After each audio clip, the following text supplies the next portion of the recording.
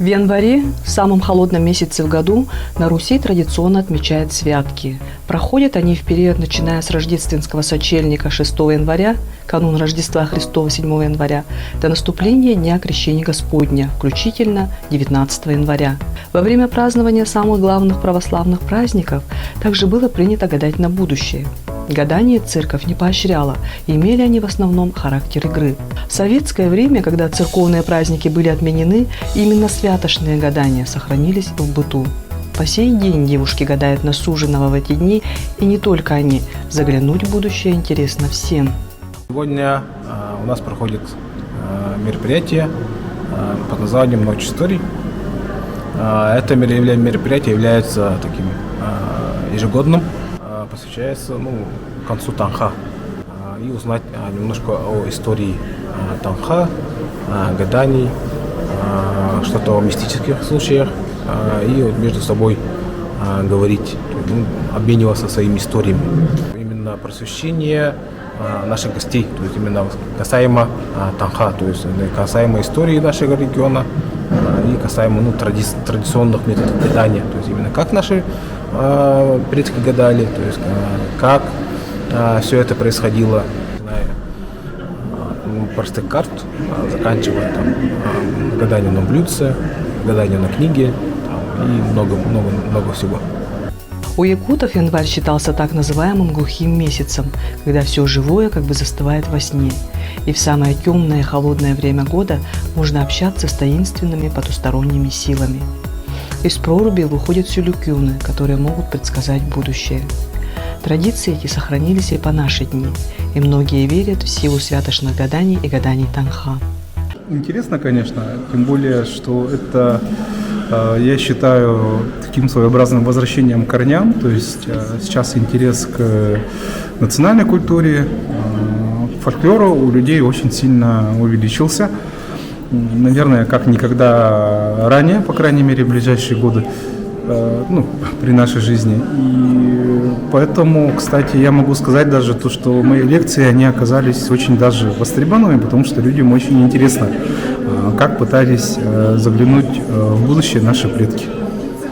Это зависит от самого человека, насколько он верит, насколько он воспринимает все это. И, да, в нашем современном мире человек хочет какой-то более ясный путь, поэтому в последнее время очень популярны такие гадания.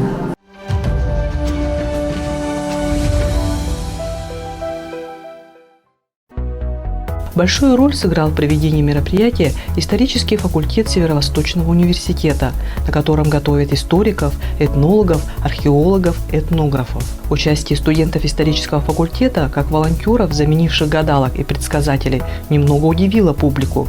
Но молодость и любознательность победила первоначальное недоверие, а сами гадалки и предсказатели получили первый опыт. Сегодня мы являемся соорганизаторами данного мероприятия, который посвящен к дням Танха, к дням, которые являются мистическими для якутов, поскольку они верят, что в эти дни появляются сюлюкюны, это мистические существа, похожие на чертиков, и в эти дни у якутов, скажем так, большая связь с космосом, поэтому благоприятные дни для гаданий и всякой мистики. Для современного человека такие гадания, которые проводятся во время Танха, больше всего являются неким толчком для его конкретной цели. Возможно, он не знает, в каком направлении ему двигаться. И, например, гадание, на которое стою я, это гадание на чугунной сковороде с помощью шила. Человеку завязывают глаза, и он держит шило над сковородкой, и игла показывает в определенную сторону, то есть север, юг или запад, восток. Например, юг у нас обозначает карьерный рост или путешествие. И если человеку попалось это обозначение, то он, возможно, подтолкнет себя к этому и начнет двигаться в этом направлении. Мурашки по коже идут. Немножко страшно и интересно. Историю слышать интересно, как у людей было. Подсказки дала ночь истории вашей жизни сегодня? Да, дала. Ну, например, мама, да, спрашивала вопросы. Я там. То, что хотели увидеть, увидели. Да, очень круто. Даже больше.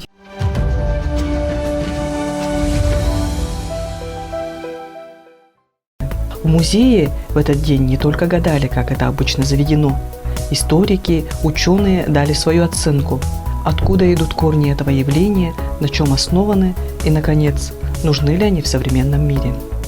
Когда в парке «Моя история» проходилась ночь истории, да, я вывел некоторые формулы. Ну, во-первых, в ней гаданий стараться надо вечером сидеть дома. Это факт, да. Ну, традиционно так и должно быть. Да, в ночь гаданий очень серьезные бури магнитные, которые очень сильно влияют на здоровье. А если ты обращаешься на все эти тонкости и мелочи, ты начинаешь верить в то, что наши предки правы в том, что вот в эти дни надо особое внимание уделять маленьким признакам и будущего, и настоящего. Это правда? С точки зрения науки. Да. Традиционно, да, в принципе, в якутской культуре прописано, что в это время, самые долгие темные дни, надо сидеть дома, потому что открываются как бы двери, окна в потусторонние миры, и в наш мир заходят какие-то демоны. С точки зрения науки, именно в декабре месяце планета Земля максимально подходит к Солнцу, это самое близкое расстояние, магнитные бури усиливаются сильнее. Что правильнее, сидеть дома или верить приметам, каким-то явлениям, ну, это личное дело каждого. Если человек верит в суеверие, у него он живет суевериями, вопросов, пусть живет. Детство, да, помню гадания, так люди гадали на тарелках, там, на бутылках, и это всю ночью тебя ложат спать, но люди это делали. И после этого продолжалось, там святки были, люди бегали там в чем, гоняли демонов, как я понял, да? Ну, это было в глубоком детстве. Но просто это не только людей объединяло, оно какой-то выплеск злой энергии происходил, понимаете? И уже когда все это происходило, люди более добрее становились и так далее. Это вот тоже наукой доказано или нет? Как историк повседневности скажу, что это вот свободное время, это досуг. Человек собирает своих друзей, идет какое-никакое, но общение, смех. Смех – это факт, он как бы выплескивает какой-то вот стресс накопленный, да, например. И совместные застолья, смех, совместные песни, совместная какая-то активность. Там какой-то человек, он наиболее артистичный, он там лучше изображает демонов или там. Ну, это досуг, это форма отдыха, например. И, естественно, отдых, песни, пляски, какие-то вот таинства, пусть будет такое, да, но оно объединяет людей, и, естественно, они становятся чуть счастливее, потому что человеку нужен человек. Вот это необходимое знание своей истории и применение ее на практике, все-таки она необходима? Однозначно. Однозначно нужно, потому что читать книги и жить, зная, да, вот, используя какие-то вот эту часть твоей жизни, повседневности, это как раз делает народ народом. Ну и, наверное, если изучая опыт предков, можно же и научиться чему-то новому, сочетание современного, технологий и нас прошлого. же не прилетает инопланетяне, не учат жить в будущем. Мы учимся жить сейчас, опираясь на прошлое.